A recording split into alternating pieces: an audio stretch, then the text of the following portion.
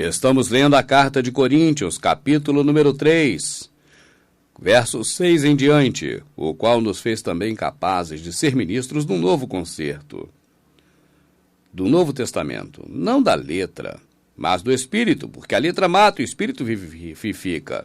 E se o ministério da morte, os 10 mandamentos, gravado com letras em pedra, veio em glória, de maneira que os filhos de Deus não podiam fitar os olhos na face de Moisés por causa da glória do seu rosto, o qual era transitória, como não será de maior glória o ministério do Espírito? Porque se o ministério da condenação foi glorioso, olha, os 10 mandamentos, o ministério da condenação foi glorioso, não é os 10 mandamentos em si, meu amado, mas a pedra, aquela escrita na pedra e a lei de Moisés. Os 10 mandamentos, Jesus apenas transformou em um só, porque contempla os 10 e muito mais do que 10. Porque se o ministério da condenação foi glorioso, muito mais excederá em glória o ministério da justiça, porque também o que foi glorificado nessa parte não foi glorificado por causa desta excelente glória. Porque se o que era transitório foi para a glória, muito mais em glória é o que permanece. Tendo, pois, tal esperança, usemos de muita ousadia no falar. E não somos como Moisés, que punha um véu sobre a sua face, para que os filhos de Israel não olhassem firmemente para o fim daquilo que era transitório. Mas os seus sentidos foram endurecidos, porque até hoje o mesmo véu está por se levantar na lição do Velho Testamento, o qual foi por Cristo abolido. E até hoje, quando é lido Moisés, o véu está posto sobre o coração deles. Mas quando se converterem ao Senhor, então o véu se tirará. Ora, o Senhor é Espírito, e onde está o Espírito do Senhor, aí há liberdade. Mas todos nós, com cara descoberta, refletindo como um espelho a glória do Senhor, somos transformados de glória em glória, na mesma imagem, como que pelo mesmo Espírito do Senhor. Somos transformados na glória, com o rosto como de Moisés e sem véu, meu amado. A glória que está em nós é muito maior do que a que está em Moisés, mas as pessoas jogam essa glória pelo ralo. Quando retornam ao templocentrismo, uma prática que não é prática de igreja, é prática judia, é prática pagã anterior aos judeus, quando na Grécia o templo foi inventado. Nós estamos jogando para o ralo essa glória maravilhosa de nós sermos a glória da segunda casa. Você já leu sobre isso. A glória da segunda casa, muito maior do que da primeira. E essa segunda casa tem jogado a sua glória fora, no lixo, para voltar para a primeira casa, que não existe. Eu conversava com um amigo em Salvador, o Márcio, a quem eu mando um forte abraço.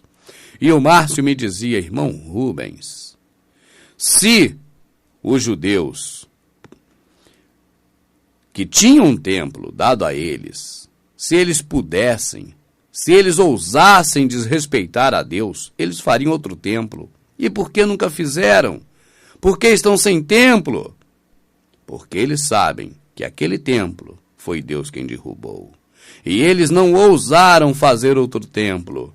Mas nós, brasileiros, nós gentios, nós que rejeitamos a glória de Cristo e preferimos imitar Moisés, construímos templos um atrás do outro, em tudo enquanto é lugar. E os judeus mesmos não construíram até hoje nenhum templo. Desde que aquele foi derrubado, eles estão sem templo. E nós somos o templo. E estamos construindo templos para nós que temos templo. Você não vê algo estranho aqui, meu amado? Um abraço, meu amado Márcio. Um abraço, Fagner. Um abraço à noiva do Fagner. Um abraço a Cristina. E também o Dibes, Gabriel. Um abraço ao Jorge. Um abraço ao Fabiano. Um abraço a todos quantos estiveram comigo. A toda a família do Marusalém. Ao meu amigo da Luz. Alô, da Luz. Que peninha que eu não te encontrei de novo aí. Mas vamos em frente lendo. O pessoal de Salvador deixou muita saudade. 4. Pelo que, tendo este ministério, segundo a misericórdia que nos foi feita, não desfaleçamos. Antes, rejeitamos as coisas que por vergonha se ocultam, não andando com astúcia e nem falsificando a palavra de Deus. E assim, nós recomendamos a consciência de todo homem na presença de Deus, pela manifestação da verdade. A verdade foi manifesta a você, meu amado, lendo a Bíblia.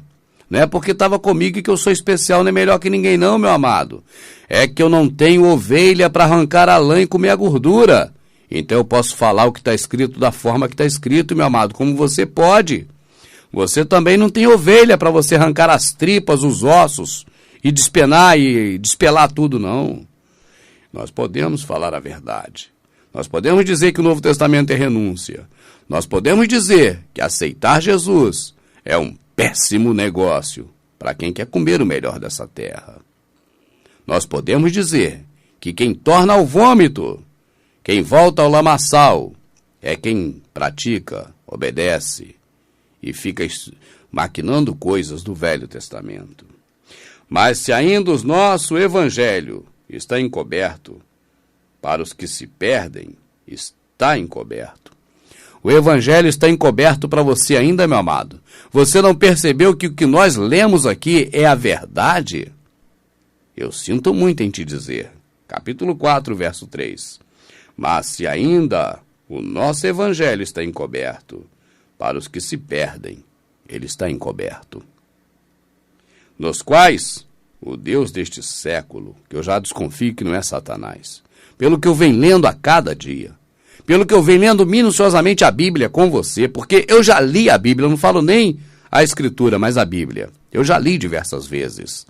Mas depois que eu vi que estava lendo o Novo Testamento, aliás, Velho Testamento, achando que era Novo Testamento, depois que eu descobri que eu estava lendo epígrafe da Bíblia como se fosse Escritura, depois que eu descobri que as concordâncias são para induzir ao erro, depois que eu descobri que eles traduzem ou não traduzem de acordo com o interesse de manter o critério deles que fizeram o livro, compilaram esse livro, manuseando a Escritura da forma que bem entenderam. Depois disso, eu vim ler de novo, estou lendo ao vivo. Eu não leio antes de gravar, eu vou lendo e gravando. E vou descobrindo a cada momento coisas novas, novíssimas. E fico maravilhado.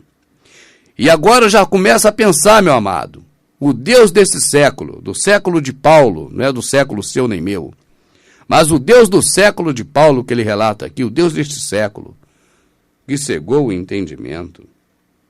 Será que foi mesmo o diabo? Será que foi o diabo o Deus desse século? Eu já estou começando a ter minhas dúvidas. O diabo, pelo que eu sei, nem é Deus, e nem desse século. Ele é muito antigo, desde que o Senhor o fez, que ele existe. Ele não é eterno, mas desde que o Senhor o fez, que ele existe. Será?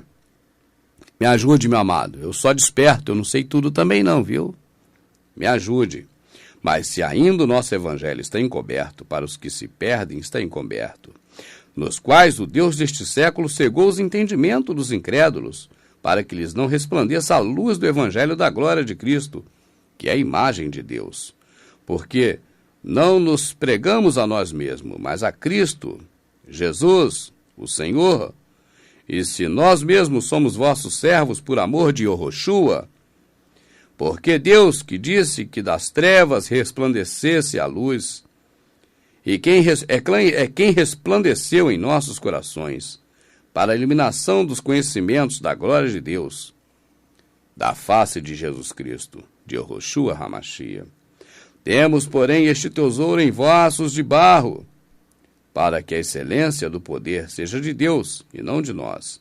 Em tudo somos atribulados, mas não angustiados, perplexos, mas não desanimados, perseguidos, mas não desamparados, abatidos, mas não destruídos, trazendo sempre por toda parte a mortificação do Senhor Jesus no coração, no nosso corpo, porque a vida de Jesus se manifeste também em nossos corpos. Eu vou continuar.